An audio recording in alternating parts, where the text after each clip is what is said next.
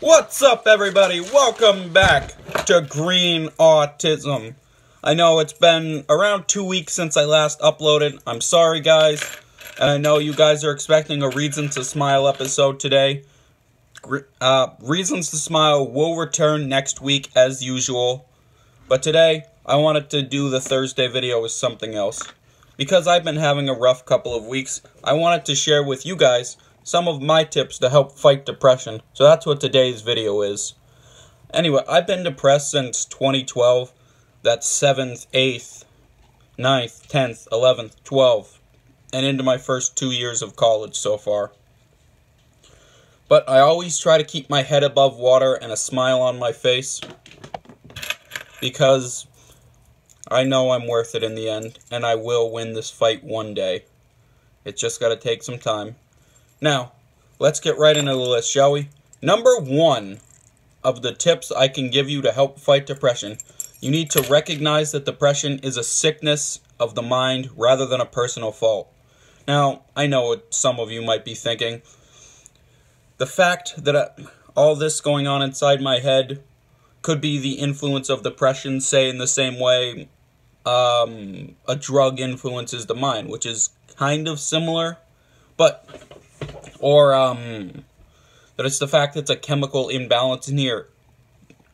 That I know this during one of my episodes isn't always going to help me feel better or be that useful. But what this does do is give you a useful perspective when it comes to depression to be able to at least partially separate the depression from yourself.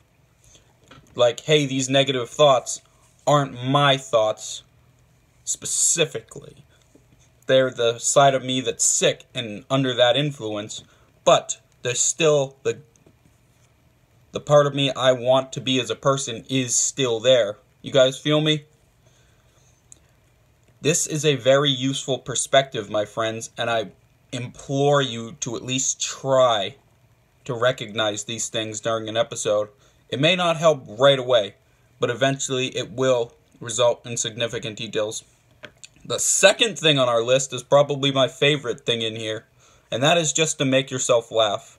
When I'm having depression episodes, a good thing I like to do, I like to binge watch punishments of Impractical Jokers on YouTube. If you guys have never seen Impractical Jokers, I really implore you guys to watch it. It is the funniest thing that television has ever seen. It's basically these 4 friends doing challenges, and whoever loses for the episode has to do a terrible for them, but hilarious punishment at the end of the episode. If you guys are depressed and you need a laugh or something, I linked a few, 2 single punishments and then a giant playlist of a lot of their punishments from the show. Trust me, you guys should go watch it. They are hilarious and I love them. This one is probably the simplest weapon against depression, but it has been proven by a lot of things to be the most useful part in your fight with depression. Now see, I know, when we're in moods like this, it can be hard to feel like we can laugh, but trust me, we can, and we're going to. Now, number 3 of the 5 reasons, 5 ways you can help fight your depression is to stop making excuses. I was bullied from when I started kindergarten to when I graduated high school. And I know that can have a significant effect on my mental health. But I have to stop relying on that and saying that to myself over and over. Because when you make excuses for this, on at least a subliminal part of your mind, you're just going to be reliving the trauma in some way over and over. Now, these things you're talking about as the cause of your illness, depression, could very well and probably are what caused it. But the problem is you can't think about those things. You have to put them behind you, like my movie posters over there. I'm sure somebody was looking at those, trying to figure out what it is. Rest assured, It, Infinity War, and Nightmare on Elm Street. Anyway, you have to put these things behind you in order to get better. Sometimes at my darkest moments, I'll be like, stupid bullies and all that stuff that caused a lot of this.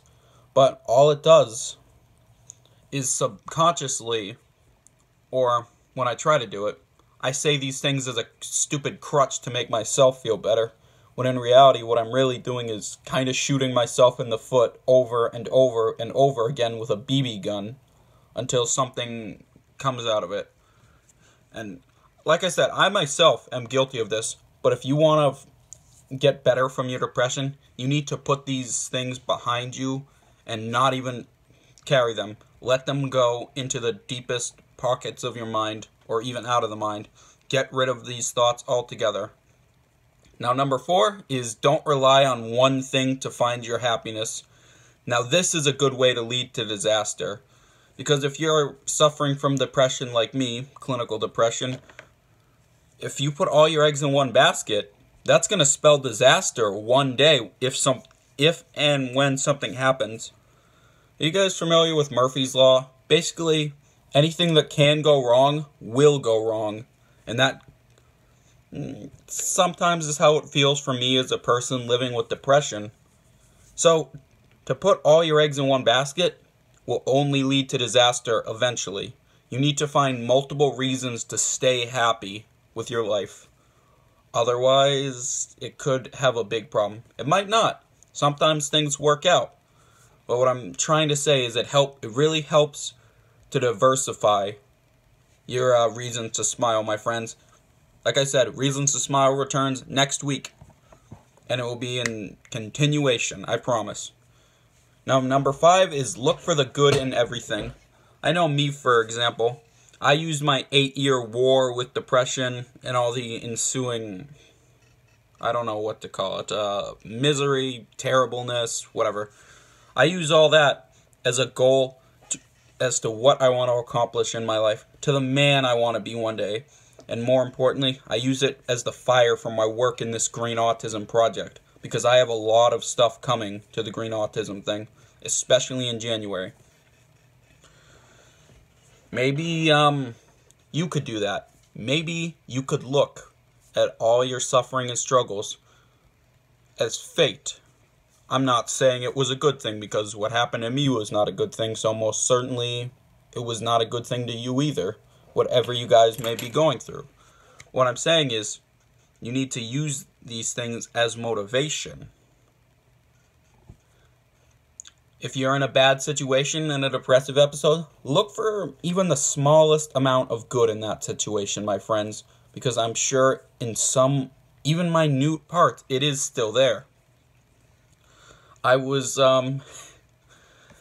another example from my life, I was stuck in college classes on Friday, and I was having a meltdown. My depression was going nuts. I'm fighting the urge to cry in classes.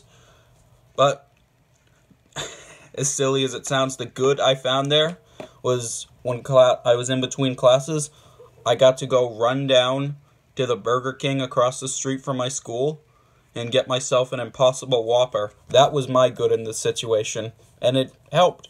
Anything can be good, guys.